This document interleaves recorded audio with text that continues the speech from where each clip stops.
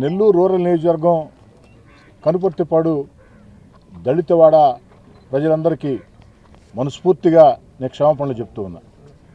ఎందుకు ఈ దళితవాడ ప్రజలకి క్షమాపణ చెప్తున్నానంటే, ఈ 2 ఏళ్ళు తెలుగుదేశం పార్టీ కూటమి అధికారంలోకి వచ్చిన తర్వాత నెల్లూరు రూరల్ నియోజకవర్గంలో అభివృద్ధి పనులు పెద్ద ఎత్తున వాడవాడలా జరుగుతూ ఉన్నాయి. ఇంకా కొన్ని టెండర్లు పిలిచి ఉన్నారు. ఇంత పెద్ద ఎత్తున నెల్లూరు రూరల్ నియోజకవర్గంలో ప్రతి ప్రాంతంలో కూడా అభివృద్ధి పనులకి శ్రీకారం చుట్టాం. కొన్ని పూర్తి చేశాం, కొన్ని జరుగుతూ ఉన్నాయి. కానీ కనుపర్తిపాడు దళితవాడకి ఈ 2 సంవత్సరాల్లో ₹1 కూడా ఖర్చు పెట్టలేదు. ఏదైతే సమన్వయ లోపం, సరైనటువంటి సమాచారం లేని దానివల్ల ఈ ప్రాంతంలో నిర్లక్ష్యానికి గురైంది అన్నమాట వాస్తవం. నన్ను ప్రశ్నించవచ్చు అన్న కార్యక్రమానికి పిలుపునిచ్చినప్పుడు ఆ నన్ను ప్రశ్నించవచ్చు అన్న కార్యక్రమంలో ఈ ప్రాంతవాసులు నేరుగా నాకే ఫోన్ చేసి ప్రశ్నించారు. నేను ఆశ్చర్యపోయాను. అలా జరగదు అంటే వాళ్ళు చాలా స్పష్టంగా చెప్పారు, సార్ తెలుగుదేశం పార్టీ కూటమి అధికారంలోకి వచ్చిన తర్వాత మా కనుపర్తిపాడు గ్రామంలో అటు ఎస్టీ కాలనీ కానీ ఊర్లో కానీ అన్ని ప్రాంతాల్లో కూడా అభివృద్ధి పనులు జరిగాయి, మేము కాదంటం లేదు. కానీ మా దళితవాడలో ₹1 కూడా ఈ 2 ఏళ్లలో ఖర్చు పెట్టలేదు. గతంలో మీరు ఖర్చు పెట్టి ఉన్నారు తప్ప ఈ 2 ఏళ్లలో ఖర్చు పెట్టలేదని చెప్పారు. దాని మీద విచారణ జరిపిస్తే వాస్తవమే తెలిసింది.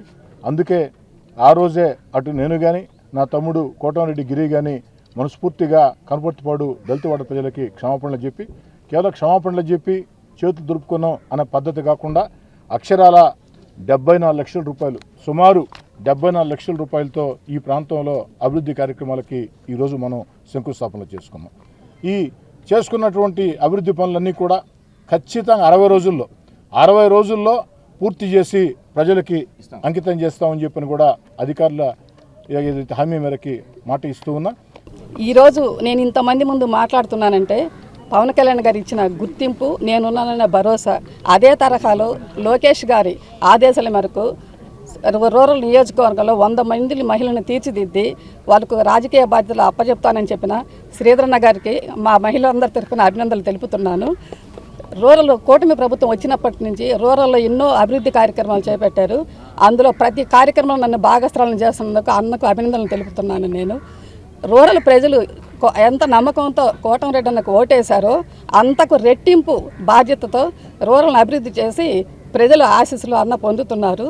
రాబోయే ఎలక్షన్లో కూడా కూటమి ప్రభుత్వం అభ్యర్థులు ఎక్కడైతే నిలబెడతారో వాళ్ళందరికీ మనం సపోర్ట్ చేసి మళ్ళీ ఇంకొకసారి ఐకమత్యమే మహాబలం అని మనం నిరూపించుకుందాము.